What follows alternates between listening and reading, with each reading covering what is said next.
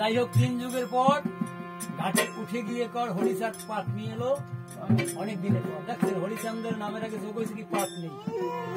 পাটনি কথাটা আমরা কিন্তু অনেকেই সহ্য করতে পারি না, মানে এটা ছোট যেটাকে খেওয়ার মাঝি বা আমরা আগের এগুলো কিন্তু অবহেলা করতাম। কিন্তু হরিচাঁদের নামের আগে যদি পাটনি যোগ হয়, আমরা যারা তার পথ প্রদর্শক, আমরা কেন নামের সাথে কতক্ষণ ঠাকুর উপাধি দিতে চাই, কতক্ষণ গোসাই উপাধি চাই, মানে মতু ও রত্ন এই সেই দিয়া যেমন তেমন কেউ নাম উচ্চারণ করতে হইলে সময় লাগে 10 মিনিট। তাহলে অশ্বিনী গোসাই মহাজনে কেন আমার হরিচাঁদের নামের সাথে পাটনি যোগ করলো?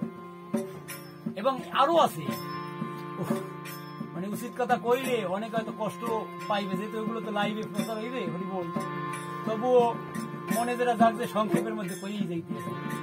জন্মগত আমরা সবাই একটা উপাধি আছে, আছে না? পিতৃ একটা উপাধি আছে না? সেটা আমাদের জন্মগত উপাধি, সেই তো।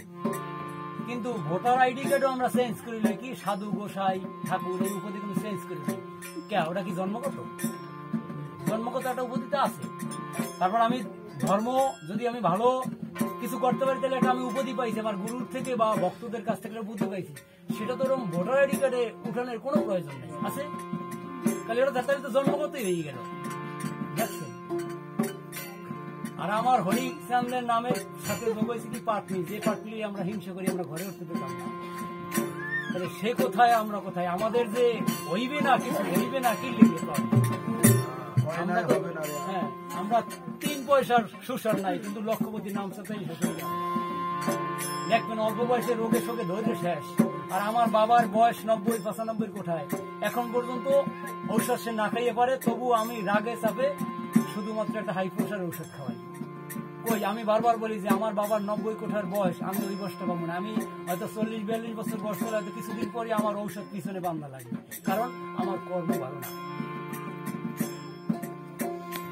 কারণ ধর্ম কি আমি জানি, কিন্তু আমার বাবা এত জানতে না, সেই জন্য সে সহজ সরল ভাবে চলে। আর আমি ধর্ম কি জানি, কিন্তু এই জন্য আমি কি করি, আমি মানে আমিত্ব গৌরব মানে যজমান প্রতিষ্ঠার আশায় সারজা আছে সব শেষ করে ফেলাইছে। এই জন্য অকালে আমার পতন হয়ে যায়, কিন্তু আমার বাবার অকালে পতন হয় না। ওরে দয়াল মহানন্দ কয় খাবে ওই পারে কে কে জানি